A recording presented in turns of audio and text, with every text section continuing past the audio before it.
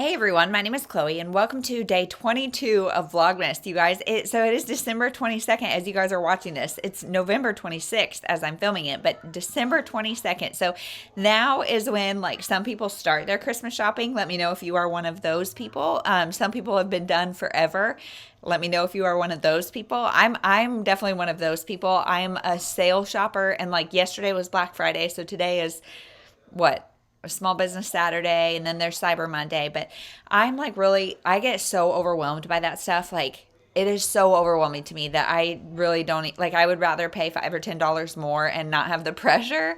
And I don't know, something's wrong with my brain because it's just hard for me to engage in these things. But there is a gal called Sunflower Steals. If you guys are in Kansas, she is on Instagram, Facebook, all the things. And she posts things that are very relevant to my life almost always. She because she's got a bunch of kids, and I mean she posts everything. She just spends all this time researching deals and posts them. And so I'll click through her stories, but that's about as far as my digging goes. And I think, knock on wood, I think that I'm about done. I don't know. And you guys, I have done a terrible thing this year, last year, every year before this. I have had our guest room closet was my closet, my secret closet. That's where I hid everything. If I bought throughout the year for Christmas or whatever, I would hide it. Well, now that guest room has been being used by my mom and dad every time they come up this year, and they've spent more time up here this year than ever before because we've had a heck of a year. And now that is being transitioned into Edda's room. And so I haven't put stuff all in the closet. I've got some stuff on top of my bookshelves. I've got some stuff, I've just got stuff scattered. So I need to gather it all in one spot. But you guys, with this dang cast, it's impossible to do, and especially impossible to do stealthily. So I don't know. So I'm really overwhelmed. Moral of the story, I'm really overwhelmed, and we have less than 30 days to Christmas. So there's that. But if you have not seen one of these videos, 2 minutes in, what I did is the same thing that I did last year, so I will link that playlist down below. But I asked my mom to wrap up 24 different books that made her think of me. Either they were books that she's read and loved, or they're books that she kind of wants me to be the guinea pig, or whatever. Just whatever books she wanted me to read throughout the year. So throughout the year, I have unboxed them, give you a little unboxing, or unwrapping, I guess.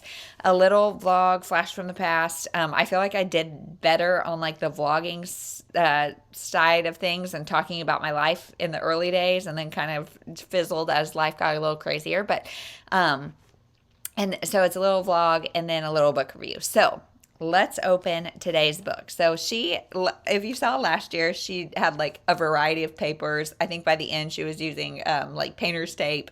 But this year she's been on point with the Charlie Brown stuff. So let's see what this is.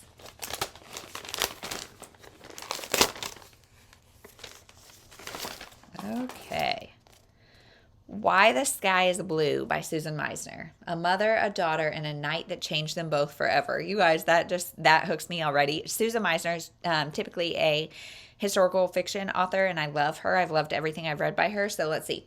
Claire Holland has a loving husband, beautiful children, and a life as predictable and safe as any woman can imagine. Then one night when returning to her car after a quick shopping trip to the local mall, everything changes. Kate Holland looks back at that night in her mother's life and knows it was a turning point. Their safe world was destroyed as choices were made that would forever affect the future of their entire family. This amazing story of sacrifice and redemption is told by two women, mother and daughter, in their own unique and decisive voices. It's a story about dreams coming true and about asking why the sky is blue. So kind of a meaning of life situation. I don't know. I wonder if this is one of her older ones. And it's marked on the spine as Christian fiction. She bought this. I don't know where she bought this, but it says your suggestion. I must have suggested, I don't know if I suggested this book specifically because I don't remember it at all, but I do like Susan Meissner, but it's from the Rio Grande Valley Library System. That's nowhere near where we live, so I don't know where she bought this, but that's pretty cool. So I will check in and let you know what I think of this book. Okay, I have finished Why the Sky is Blue. I could hold it up. I've got it, but And this was not at all what I expected. This is not historical fiction. It is definitely Christian fiction. And this book, so it starts with Claire's perspective. Claire's the mother, and she is the victim of an assault. Like it says in the back, one night when returning to her car after a quick shopping trip, she is the victim of an assault. And that assault results in a pregnancy. And so she is married. They have 2 kids that are, one's like a tween and one's like late, maybe 8 years old, something like that. And so they've got 2 kids. They're not sure what to do with this baby. Her and her husband don't necessarily agree about what to do with the baby. So there's all of that discussion in the first half of the book. And then the second half of the book is her, I think she was like 12 at the time that happened. Her 12-year-old daughter is now grown up. She's a mother herself. Claire is the grandmother. And something about that baby resurfaces. So there is a lot of things I loved about this book. I really loved reading from the mother's perspective more than the daughter's perspective. So the first half was definitely stronger for me than the second half, just because I could totally put myself in the shoes of this mother. Whereas the daughter, I had a harder time like understanding her motivations, knowing who she was, really caring about her, noting her as a character. So I think that's part of the reason why.